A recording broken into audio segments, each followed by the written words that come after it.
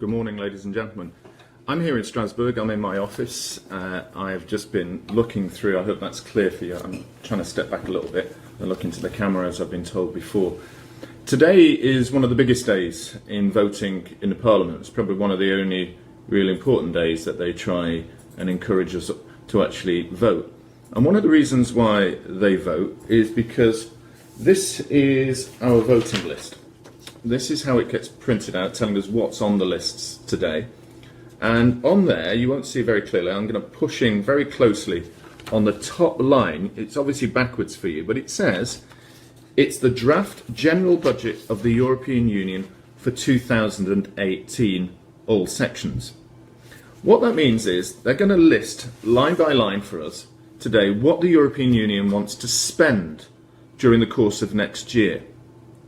And people are going to put an amendment in. They're going to try and say, you shouldn't spend this, or you should spend that, you should spend more, or you should spend less.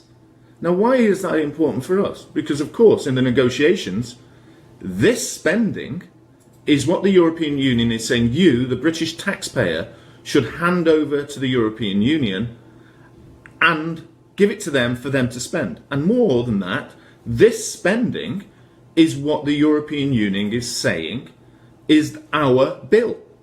Now let's take a look at that. That's what it's called the Parliament's position.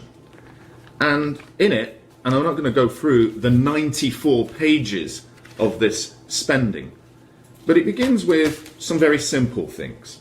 In Article 102.01, which is the first one they talk about, they say that we are expected to pay in 2018 9,700,000 just to help with surveys, economic forecasts, events and communications for the European Union.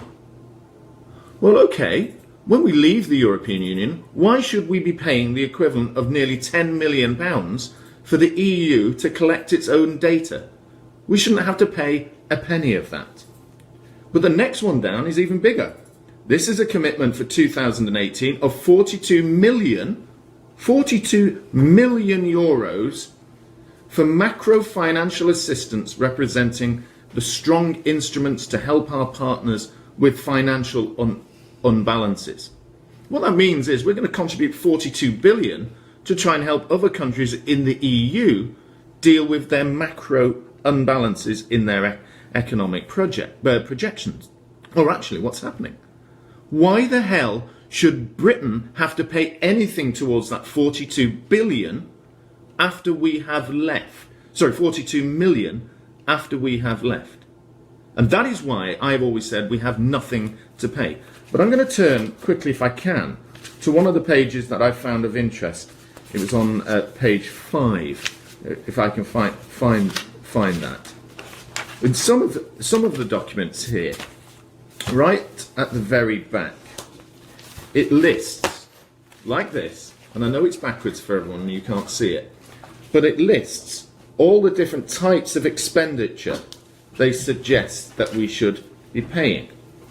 So, in this section here, it talks about farming. Huge amounts of money on farming. It suggests that we have to contribute 14.5 million euros to the Committee on Agricultural and Rural Development. Well, if we've left the European Union, we've already got our own committee in the United Kingdom. So why should we be contributing any money whatsoever to a European committee? There's also 22 million euros to go to that same committee for the settlement of disputes between farmers. Once again, why should we have to pay that sort of money? Now listen, I've got to go. I have 4 minutes to go before the vote, and I've got to get downstairs, and I'm probably going to be very late to do so. But I just wanted to give you an indication on that. I'll try and get back, if I can, in the Parliament whilst we're voting to show you what's going on. And if not, I'll talk to you afterwards. But what I will do is I'm going to put the full document on my Facebook with all the money that we're expected to pay, so that you can have a look at it. And sorry, the sunlight is now shining in my eyes. I'll dip down. You can have a look at that. You can see exactly what we're being asked to pay for, and then you can make your comments on what you think is fair or not. Anyway, I better go, so I'll talk to you all later. Take care, thanks. You didn't frankly have the balls to put country before party.